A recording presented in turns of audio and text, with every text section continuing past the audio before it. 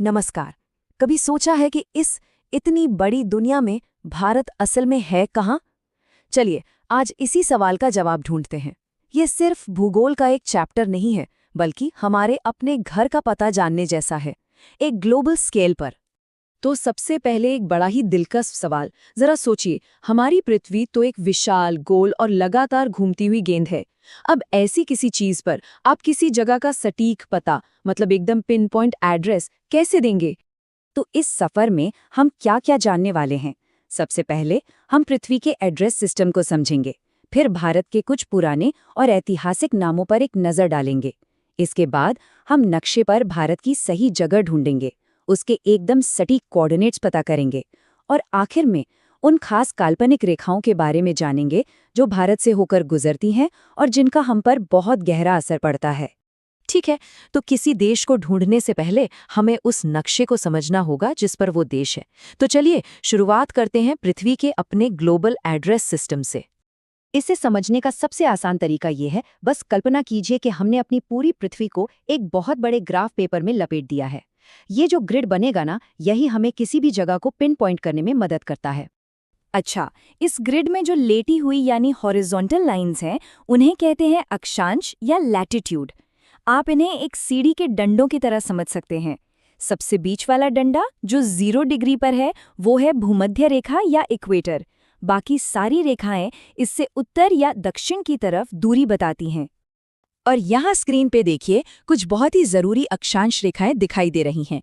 एकदम बीच में 0 डिग्री पर है भूमध्य रेखा, इसके उत्तर में 23.5 डिग्री पर है कर्क रेखा और ठीक उतनी ही दूरी पर दक्षिण में है मकर रेखा। और पोल्स के पास 66.5 डिग्री पर आपको आर्कटिक और एंटार्क्टिक सर्कल मिलेंगे। यही रेखाएं हैं जो पृथ्वी के अलग अलग क्लाइमेट जोन तय करने में मदद करती हैं। अब बारी आती है खड़ी लाइनों की, जिन्हें हम देशांतर या लॉन्गिट्यूड कहते हैं। इनकी कल्पना एक संतरे की फांकों की तरह कीजिए। ये सारी रेखाएं ऊपर उत्तरी ध्रुव और नीचे दक्षिणी ध्रुव पर आकर मिल जाती हैं। ये हमें बताती हैं कि कोई जगह प्राइम मेरिडियन से पूर्व में है या पश्चिम में। ठीक है, तो अब जब हम ये ग्रिड सिस्टम समझ गए हैं, चलिए एक छोटा सा ब्रेक लेते हैं और भारत के ऐतिहासिक और सांस्कृतिक पहलू को देखते हैं, जो उसके अलग अलग नामों में छिपा है। क्या आप जानते हैं कि भारत के कितने सारे नाम रहे हैं? भारत नाम आया है प्राचीन भरत जनजाति से। यूनानियों ने सिंधु नदी की वजह से इसे इंडिया कहा। अरबों ने भी इसी नदी के आधार पर हिंदुस्तान नाम दिया। और तो और, पुराने ग्रंथों में इसे आर्यवर्त और जम्बू द्वीप जैसे नामों से भी जाना जाता था।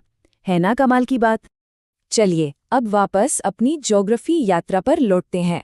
हमने जो ग्रिड सीखा है, अब उसी का इस्तेमाल करके दुनिया के नक्शे पर भारत का मोहल्ला ढूंढते हैं।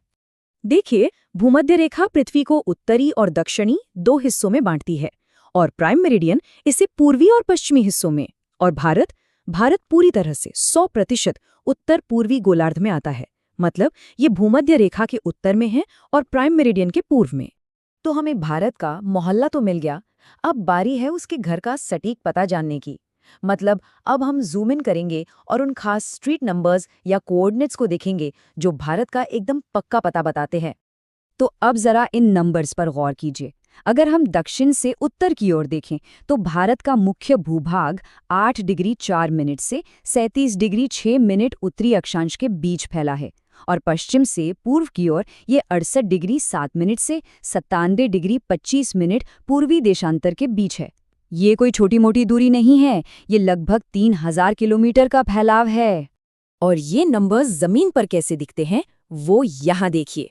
भारत का सबसे उत्तरी सिरा है इंदिरा कोल। सबसे दक्षिणी सिरा जो मुख्य भूमि से दूर है, वो है इंदिरा पॉइंट। सबसे पूर्वी बिंदु है किबिथु, अरुणाचल प्रदेश में, और सबसे पश्चिमी बिंदु है गुहर मोती, गुजरात में। अब आखिर में हम बात करेंगे 2 ऐसी काल्पनिक रेखाओं की जिनका भारत पर बहुत ही असली, मतलब रियल असर पड़ता है। एक रेखा हमारे मौसम और जलवायु को प्रभावित करती है और दूसरी हमारे समय को। पहली रेखा है कर्क रेखा, जो 23.5 डिग्री उत्तरी अक्षांश पर है। ये लाइन भारत के लिए बहुत ही ज्यादा मायने रखती है। चलिए देखते हैं इसका रास्ता।